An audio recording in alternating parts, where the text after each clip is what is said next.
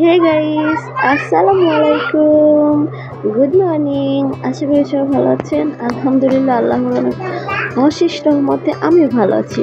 তো আজকে নতুন একটি ব্লগ নিয়ে হাজির হয়েছে আপনাদের কাছে। তো নিয়ে আসতে যাচ্ছি ফারহানকে। তো অনেক রোদ ছিল বাইরে, তো এই যে ওর স্কুল ছুটি দিয়ে দিয়েছে অলমোস্ট। এইখানে আর স্কুল ছুটি দিয়েছে, তো ও ভাবতেছে যে ও একটু খেলবে।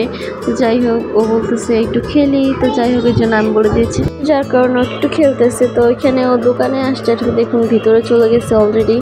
তো ফাজিলটা এরকমই করে, দোকানে গেলে একদম ভিতরে চলে যায়।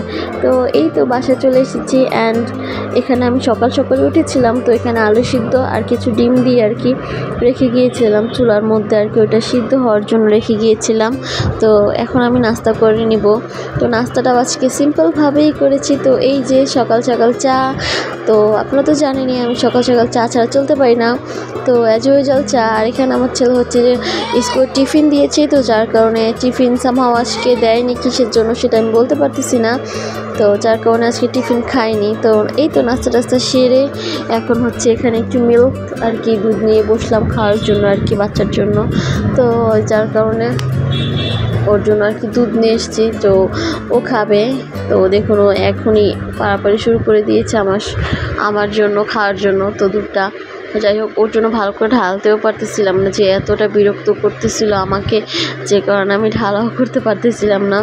তো এই তো ওখানে ওকে দুধটা দিয়ে এখন হচ্ছে গিয়ে আমি একটু রান্নাবান্না আজকে তেমন করবো না, সিম্পলিভাবে। তো যাই হোক, একটু লাড়াচাড়া করবো প্রপারলিভাবে। আজকে আপনাদের রান্নার ভিডিওটা দেখাবো না, তো আজকে একটু স্পেশালভাবে একটা ব্লগ আর কি শেয়ার করব। তো চলুন আপনারা দেখতে থাকুক, ইনশাল্লাহ ব্লগে দেখতে পারবেন যে কি স্পেশাল বলেছি সেটা।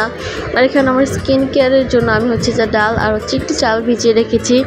তো এখানে আলু টালু দিয়ে এই মশলা টশলা দিয়ে কষিয়ে টষিয়ে নিচ্ছি। এরপর ওরাই রান্নাবান্না করবে, তো আমি আর না।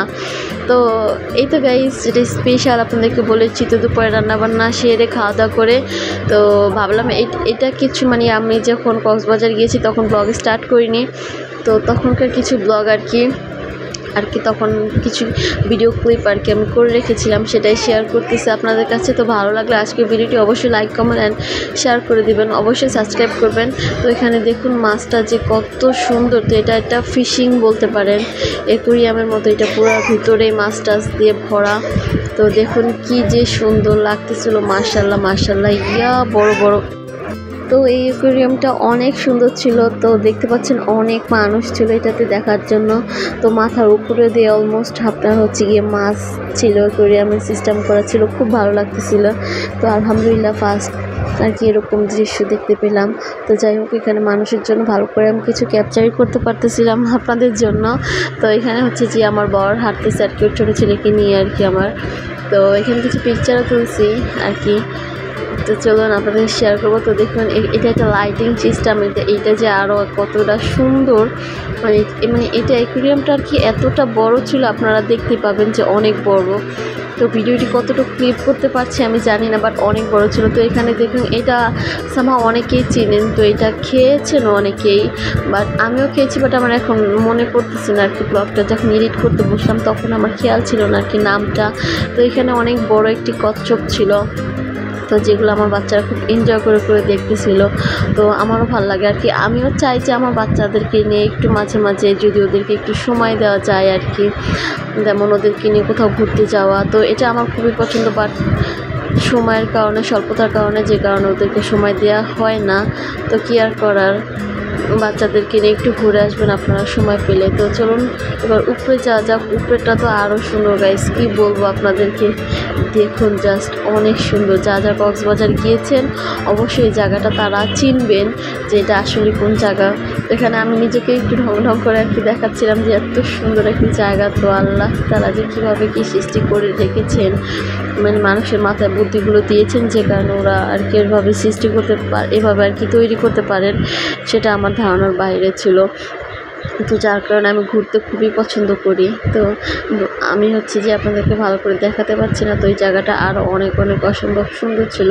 তো আমার খেয়ালই ছিল না আমি ফার্স্টের থেকে ভিডিওটা করব। তো তারপরে আমার মাথায় আসছে না, এখানে একটু ভিডিওটা করা যেতেই পারে, কেননা এই জায়গাটা আসলে অসম্ভব সুন্দর। তো এখানে আসলে আমি অনেকগুলো হচ্ছে যে আপনার পাথরের অনেক কিছুই নিয়েছিলাম।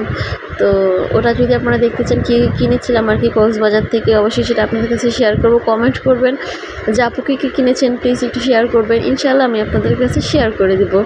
তো চলুন দেখি। তো এই তো আজকের ভিডিওটি এই পর্যন্তই, আশা করি সবার ভালো লাগবে। তো ভালো লাগলে অবশ্যই লাইক অ্যান্ড সাবস্ক্রাইব করতে ভুলবেন না। তো বাই বাই, আল্লাহ হাফেজ, টেক কেয়ার।